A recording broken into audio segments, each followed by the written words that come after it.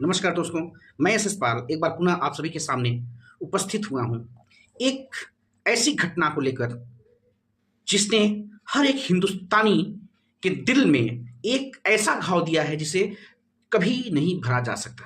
जी हाँ दोस्तों, आज कोई हम मोटिवेशनल स्टोरी लेकर नहीं, एक सत्य घटना पर आधारित या एक सत्य घटना का मास्टरमाइंड तहव्वुर राणा हुसैन के बारे में बात करने वाले हैं। ये तहव्वुर हुसैन राणा कौन है, आज हम इसकी चर्चा क्यों कर रहे हैं? केवल हम नहीं, आज पूरी भारतीय मीडिया जगत इस पे अपने रिपोर्ट सौंप रही है, अपने रिपोर्ट दे रही है। मैं भी देख रहा था, मुझे भी लगा क्यों ना हम अपने दोस्तों, यारों, मित्रों को इस दुर्दांत अपराधी के बारे में जानकारी दें। दोस्तों, यह तहव्वुर राणा हुसैन पाकिस्तान का रहने वाला है और एक व्यापारी है। यह तहव्वुर राणा हुसैन अक्टूबर 2008 में भारत आता है और ताज होटल के पास इमिग्रेंट लॉ सेंटर नामक एक ऑफिस खोलता है। उसके बाद 11 या 13 नवंबर के आसपास भारत में आता है और भारत के कई बड़े शहर मुंबई, दिल्ली, कोच्चि, आगरा, अहमदाबाद में तहरीक करता है, घूमता है, जाता है, विजिट करता है और वहां से सूचनाओं को कलेक्ट करता है। सूचनाओं को कलेक्ट करने के बाद पाकिस्तानी आतंकवादियों को सौंपता है।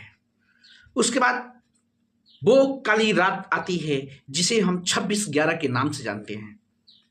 26/11, हाँ दोस्तों, जिस पर एक नाना पाटेकर जी की मूवी भी है, यूट्यूब पर उपलब्ध है, आप देख सकते हैं। 26/11/2008 वो काली रात जो हर एक हिंदुस्तानियों को एक ऐसा गहरा चोट देकर गई जिसे कभी कोई भी हिंदुस्तानी भूल नहीं सकता।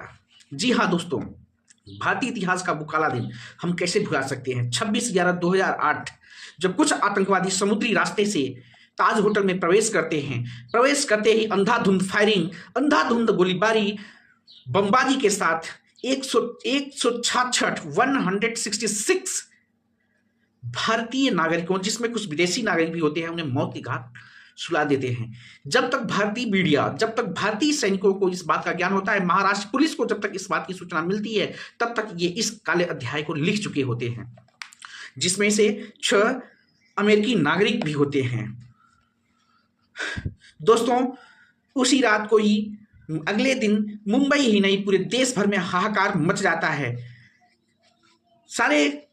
जब तक भारतीय मीडिया और भारतीय सैनिक, भारतीय सुरक्षाकर्मी, महाराष्ट्र के सुरक्षाकर्मी, महाराष्ट्र की पुलिस जब तक एक्शन में आती है, तब तक ये आतंकवादी अपना काम कर चुके होते हैं। भारतीय सैनिकों द्वारा अभियान तुरंत सख्त चलाया जाता है, महाराष्ट्र पुलिस के माध्यम से, महाराष्ट्र पुलिस की सहायता से, मुंबई पुलिस की सहायता से इन आतंकवादियों का पीछा किया जाता है और एक एक करके सबका खात्मा कर दिया जाता है। उनमें से एक बचता है कसाब, जिसे कुछ वर्षों तक जेल में रखा जाता है। उस पर हमारे देश की कोर्ट सजा सुनाती है, जिसके बाद 2011 में इसे भी फांसी की सजा दी जाती है। फिर एनआईए अपनी जांच रिपोर्ट सौंपता है। कुछ दिनों बाद एनआईए की जांच रिपोर्ट आती है, उसमें तहव्वुर राणा हुसैन का नाम उजागर होकर आता है।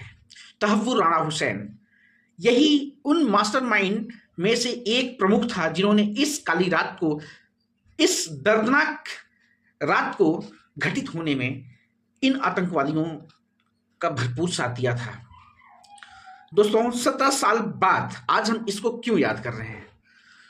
यह भारत से भागने में तो कामयाब हो जाता है तहव्वुर राणा हुसैन, लेकिन यह अमेरिका, कनाडा जैसे देशों में भी आतंकवादी घटनाओं में लिप्त पाया जाता है। कुछ आतंकवादी घटनाओं में अमेरिका में भी लिप्त पाया जाता है, जिसके कारण इसे 2009 में अमेरिका में ही गिरफ्तार किया जाता है और 14 साल की सजा का प्राविधान दिया था। अमेरिकी सरकार इसे 14 साल की सजा सुनाती है। 14 साल की सजा समाप्त होने के बाद 7 अप्रैल 2025 को अमेरिकी सरकार इसे रिहा करती है। चूंकि भारत सरकार भी इंटरनेशनल कोर्ट तक जा चुकी होती है और इसके प्रत्यारोपण की लगातार मांग करती आ रही थी, इसलिए अमेरिकी सरकार ने 9 अप्रैल 2025 को इसे भारत को सौंपना उचित समझा, जिसके लिए भारतीय जांच एजेंसियां, भारतीय सैनिक 9 अप्रैल को अमेरिका पहुंच जाते हैं और इसका प्रत्यारोपण होता है और इसका इसको सौंप दिया जाता है भारतीय एजेंसियों को कि आप इसको भारत अब ले जा सकते हैं, जो भी सजा चाहें इसे दे सकते हैं। चूंकि अमेरिका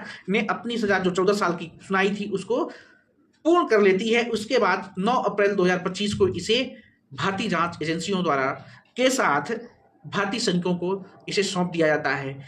आज यानी 10 अप्रैल जब मैं ये वीडियो बना रहा हूं, आज इसे लेकर के भारतीय एजेंसियां हिंदुस्तान पहुंचने वाली हैं। इस दुर्दांत अपराधी के लिए, इस दुर्दांत आतंकवादी के लिए जो 166 लोगों की मौत का सौदागर है, उसे आज मुंबई लाया जाएगा। मीडिया रिपोर्ट्स की माने तो जिस बैरक में, जिस जेल में कसाब को रखा गया था, उसी बैरक में इसे भी रखे जाने का प्राविधान है। कुछ रिपोर्ट की माने तो इसे जांच का हवाला देते हुए इसे तिहाड़ जेल भी कुछ दिनों के लिए भेजा जा सकता है। अब देखते हैं भारतीय न्यायपालिका क्या इसे सजा देती है, क्या इसको फांसी देती है, या फिर इसे उम्र कैद देती है, या फिर कुछ वर्षों की जेल करने के बाद इसे अमेरिका की तरफ छोड़ दिया जाता है। अब ये तो वक्त ही बताएगा कि भारतीय एजेंसियां, भारतीय न्यायपालिका इसके साथ क्या करती है। तो ये दोस्तों रही रिपोर्ट तहव्वुर राणा हुसैन की, जिसने एक ऐसा घाव दिया है हम हिंदुस्तानियों को। मुझे लगा कहीं ना कहीं हमारे भाई बहनों, हर एक हिंदुस्तानी बच्चे को इस तहव्वुर राणा हुसैन की करतूत के बारे में जानकारी होनी चाहिए। सो हमने भी सोचा कि बिल्कुल हम क्यों ना इसकी रिपोर्ट सौंपें, क्यों ना हम इसकी वीडियो बनाएं, इस पर वीडियो बनाएं, अपने भाइयों को, बहनों को, अपने देशवासियों को इसकी करतूत से रूबरू कराएं। इसलिए दोस्तों मैंने यह वीडियो आज 10 अप्रैल, जो कि अभी कुछ देर 2-2:30 बजे तक आने की उम्मीद है कि 2-2:30 बजे तक इसे मुंबई लाया जाएगा।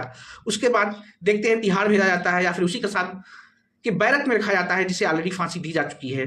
मिलते हैं दोस्तों आगे, जैसा भी रिपोर्ट होगा, जैसी भी हमारी भारतीय न्यायपालिका इसके साथ सुनवाई करेगी, फांसी देती है या उम्र कैद देती है या फिर और कोई सजा सुनाती है, जैसी अगली रिपोर्ट इस पर सौंपी जाएगी, हम उस रिपोर्ट को भी कवर करने का प्रयास करेंगे। मिलते हैं हम अपने नेक्स्ट वीडियो में। अगर यह वीडियो हमें अच्छा लगा हो, आप सभी को अच्छा लगा हो हमारा यह वीडियो, यह जानकारी, तो वीडियो को लाइक करिएगा, चैनल को भी सब्सक्राइब कीजिएगा। धन्यवाद दोस्तों, मिलते हैं अपने नेक्स्ट वीडियो में, तब तक के लिए जय हिंद।